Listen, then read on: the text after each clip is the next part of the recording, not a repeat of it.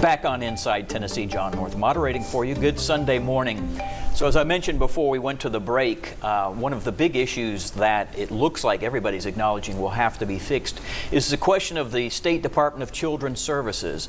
That's the agency that takes over, assumes custody at times to remove children who may be in dangerous home situations. It's very critical. Children, as you know, they have no spokespeople if we don't take care of them ourselves through the state. So it's been an issue that has been debated, blown up really just in the last several weeks. Last month, WBIR talked to Knox County Juvenile Court Judge Tim Irwin. He's not a man who likes to put his face in front of the camera, but he spoke very passionately to us about the need for improvement of those services, and we thought that you ought to hear what he had to say. Let's listen to that. Children need to be our first priority, not our last.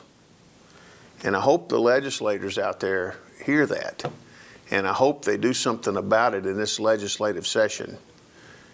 They need to send money to DCS, and that money needs to be specially earmarked for employees and wages. It doesn't need to be allowed to be spent on anything else.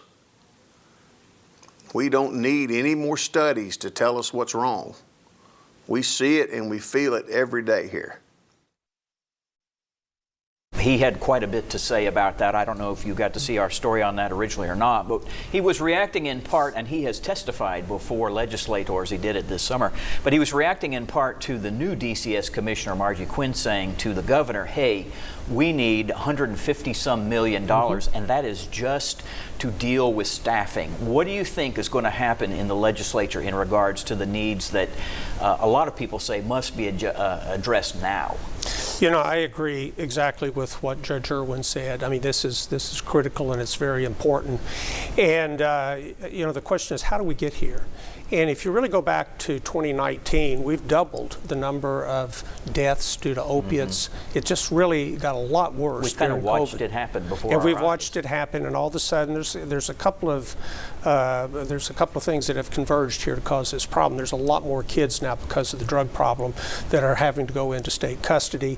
The second thing is that as you know, because of inflation, it's been salary inflation. We've had problems all throughout the state government with us retaining people. Another thing that wasn't mentioned is that half of the social workers that came in, that have come to work for the Department of Children's Services, they've hadn't lasted a year. So Representative Gloria Johnson last week, when we asked her about this topic and we said, what do we do? She says, it's easy. We have a $10 billion That's what she said. Rainy day fund and a $2 billion surplus, or is it, or the other way around? Vice versa, I think. Right, other way around, but $12 billion available. It seems we could cleave off for however we got here is how we got here. The reality is kids are in peril today. As we sit here on this show, children are in peril. It's not about analyzing it, having a focus group, having a study. We need to send money, and money by the truckloads, to fix this critical problem with children. Are you prepared to vote for something like that? I am prepared to vote for a $154 million increase in the Department of Children's Services. But if you sent the money down today, it's not like all of a sudden, you just all of a sudden don't have 400, I believe they're short 400 social workers. You got to start one day, and that day's got to be today. And I think that we need to go ahead and do this. You know, one of the issues that you have, you can't say, well, let's do this in lieu of or in place of this thing. We need to have recurring funds.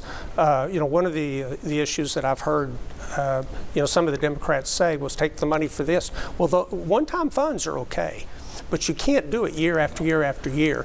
And what we need to do, it needs to be put into the budget as part of the recurring expenses every year. We need to start hiring people. You're not going to fix this problem overnight. And we need to start hiring the social workers. And also, even if you hire social workers, before we could put these children into families, but the problem today is there's more needs than there are foster families. I know the irony of the trigger ban going through at the same time we wind up in the DCS crisis now with more kids out there in need and in need of homes and services, and this is a convergence like we've never seen. One of the other things they talked about was putting a cap on the number of cases that the social workers have. I know I've had some experience with DCS, and it's a very stressful job, and I don't wonder that they burn out. and especially if they're not being paid comparably. But it is a stressful job, and they do have so many cases. So would there be any chance, you think, on adding something like that, a cap to the number of You know, I cases? tell you, I don't really want to get into the micromanagement of that department. You know, one other issue, or another fact that we have is that we Marjorie Quinn. I've never talked to her personally, but I've been in meetings, and I've been impressed with her that she's a lady that can get it done. The problem that we have is if you don't have enough social workers, you can't limit the caps right now, because then you have children that have nothing. But I think that what we have to do is we have to pay social workers so they'll stay. We have to make the working conditions better. We have to see what we can do to have some place to put the children, to see what they've done in the past. When they get these children that are in jeopardy, they can put them into a home, a foster home. Well, that's been saturated.